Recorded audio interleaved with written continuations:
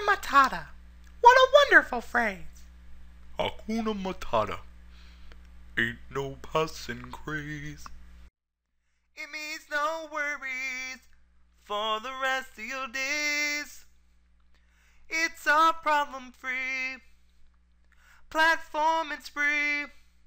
Hakuna Matata, licensed by Virgin, Walt Disney, and Nintendo for SNES, Sega Genesis, and PC, and a bunch of other platforms. Hello everyone, and welcome. My name is Andrew Cannon, together WeKanGame. Let me be the first to apologize for that awful singing.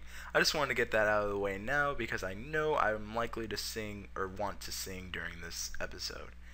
I'd also like to take this time to put a playlist annotation and an annotation to the previous episode. But without further ado, let's get started on one of my favorite levels from this game, Hakuna Matata, but also one of my most troublesome.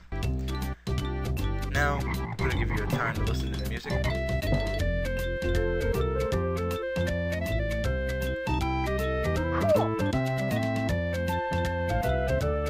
As you saw from the sliding, there's many new mechanics. There's the new slides, which I just slid down from. There are two new enemies, frogs and these spiders. I just wanted to mention, I love the music in this game. I know I've probably mentioned that many times, but Disney actually did all of the music for this game. They remastered their classics into 16-bit masterpieces, and it really shows. If you can get this game, I would recommend, there's a sound test on it. You can listen to all the songs, really beautiful. They really did a class act job, but it's Disney, of course, what can you expect? Now, those frog enemies have two main sources of damaging you. They can spit stuff at you, or you can just hit them naturally. Now, this level for me, as I said, it was one of my hardest and one of my favorite. I don't know if I ever mentioned this in this LP so far, but I used to go to this place called Kids Quest, and this is actually where I first found this game. I never owned it personally until I went to Kids Quest. And they had lots of video game systems. They had from the newest ones at the time, which was PS2 and GameCube, but the little kid area had the SNES, and that's where I first played this game. The reason I was in the kiddie area, I was about 11 at the time. The little kids loved The Lion King, and they also loved this game, but none of the workers could actually beat this game. So they knew I always would play the video games and asked me if I'd give it a try, so I did. And I was able to get to, at the time, farther than anyone, I was able to get to basically the Stampede area, the level pretty much before the last episode, which was Simba's Exile, and they all loved it. The little kids loved it. So, I had a lot of practice on this game because they always, every time I went, they wanted me to play it. They wanted to watch because they loved the movie, and the kids themselves weren't so good at video games. I mean, they were like between the ages of 4 to 6, so I'm not expecting, video game greatness. But they loved this movie, and it made them happy, and I got to have fun playing it. And I mean, I really do love this game. I'm having a little bit of problems here, so apologize on that. I should be able to get through this. As you can see, the first Rafiki symbol. I made it through the first time, but I wanted to grab that health because I wasn't doing so hot. Now once you got that, there is another Rafiki symbol later in the stage, so you're 1/4 of the way through. I believe there's the health extension this way. Yes, there's the health extension. That's the reason you want to go on these slides. Now this is the part of the stage I was never able to get past. When I played this at Kids Quest, I was never able to traverse this part of the stage. It's this log section. Actually, never mind. There's actually a shortcut to get past that, and I'm going to take that now. The enemies respawn. What you're going to want to do is you're going to want to come all the way over here and just ride this water down. And you are... Wait, I think I messed up. Yeah, I messed up. Might lose another life. Let's wait for some bombs. Anyway, as I stated, this section of this game is very, very difficult. I was never actually able to get through it as a kid, and to this day, it still takes me a little bit of, it takes a little bit of practice for me, but, it's not completely undoable. say that as I fail. I believe it's this way, and I believe you have to keep facing this way. Yes, here we are. Here's the shortcut I mentioned you had to go to that. Now you're already halfway up the waterfall. This is what you're going to want to do. When I was a kid, I'd always have to go out, or when I was younger, I'd always go past that other way, you know. And that is just very difficult. This is the easiest way to do it. You just slowly climb up. You're going to want to stay through these middle three. Some of them go faster than others. You're just going to have to time it. You're going to get a feel for it. Usually, though, you can just jump straight up. And we're traversing this next thing. Now, I'm trying my hardest not to fall, because you're not going to want to fall here. You're going to fall pretty far down. Then you're going to have to redo this fun section. Just really focusing on not having to redo this, because trust me, a lot of nightmares at this stage. I apologize if I go quiet, it's just focus mode, pretty much. Most people have beast mode, I have focus mode. Probably should have beast mode as Simba though, but details. Whew. I'm not doing necessarily bad, nor relatively good.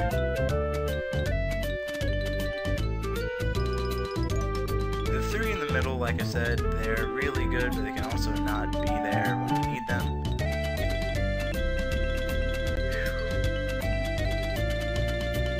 Alright. Probably put an annotation to when I get past this, because this might take a while. Like I knew it would, but once you see that one up, you know you're almost done with this part, so... Oh no. Well, looks like I'm going to put an annotation up, because that was my bad. So, put an annotation up, but if you want to continue watching, you can. Okay. Yeah, putting an annotation up through this. The only good thing is I saw the kind of like the verification mark, which is that one up as I mentioned. I don't know if I'll go for it. I might because I'm low on lives. There's another thing I can get if I'm low. Might be an extra long episode if you watch all of this, but I don't expect you to. But if you do, I thank you for watching this. I put an annotation on the other episode if you watch through my pain and agony of Can't Wait to Be King. This is kind of like Can't Wait to Be King section 2. I don't remember this in the movie, but this I remember in my childhood. This is... Getting past this is kind of like being one of those stages you could never beat as a child by yourself. And it's kind of that feeling for me. It'll be a good feeling to get past it on video, because I can prove myself that I can do it. Anything can be done. Even this amazing platformer that can take some time and some skill to get through. And that's what really this game is. It's really a skillful game. You really need it. Like a lot of people just would quit this game, but me, I mean, I'm not a quitter. I'm not one to quit. When the going gets tough, get going. That was pretty much me. So close, so close. Yes, and we have traversed it. Thank you. Thank you. Whew, thank you for, if you have watched all that, thank you for watching with me. That's the bonus bug. We're not going to want to fall down there, or we're going to have to traverse this again. No, we don't want to do that. Trust me.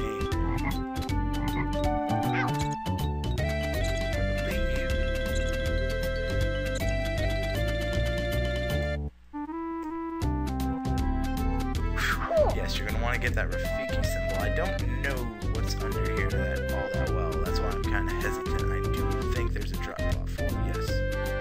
There's a drop-off. Now, here's something that really ruins movie games. When they add things like that weren't in the movie. That's when... I don't mind this. I mean, compared to that freaking waterfall, this is a breeze. But the... I guess orangutan? Was not in the movie, and he can be kind of annoying. All you have to do is jump on him. Hopefully I don't die fly at you, but I'm just throwing these coconuts, I believe they are. When I hit him, he'll jump up. He'll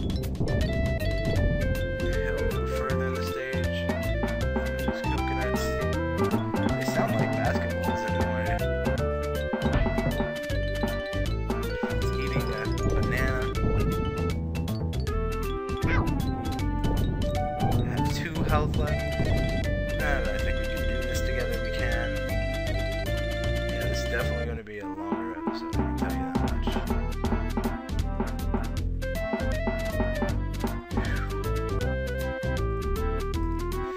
No. Oh, I did not know that could hurt me.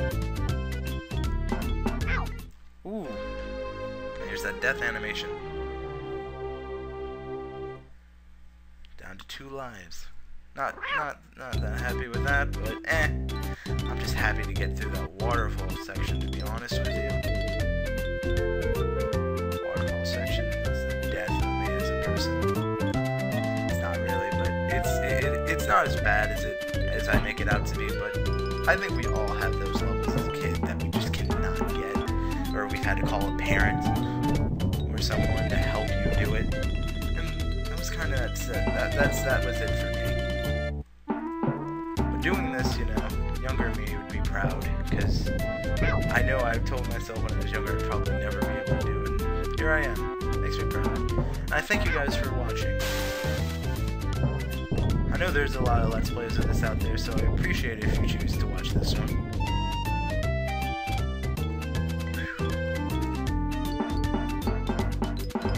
I'll be hanging off there, because you do not take damage from these coconuts.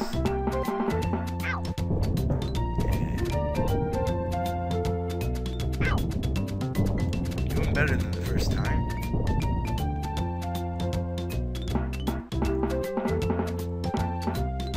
Do those not sound like basketballs?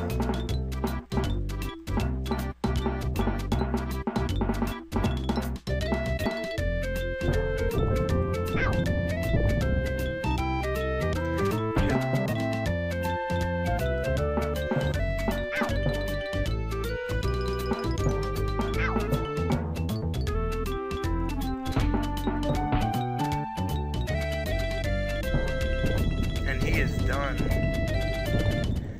Now we watch this funny death animation because he did not think that through. He tumbles down. We don't see the death because this is E-rated game. And we played Timon's Bug Hunt. I don't actually think I was able to show this because I was doing pretty awful. But the object of this game is to collect insects to get 1-ups, which I desperately need. So yes. After you get the 1-ups, I believe the next thing you can get is the Continue Sun, which, I mean, would be great, but we got a 1-up, so I can't complain. But that is all for this episode. In the next episode, we have a new element of this game. We play as adult Simba. But thank you guys so much for watching, and as always, have a great day.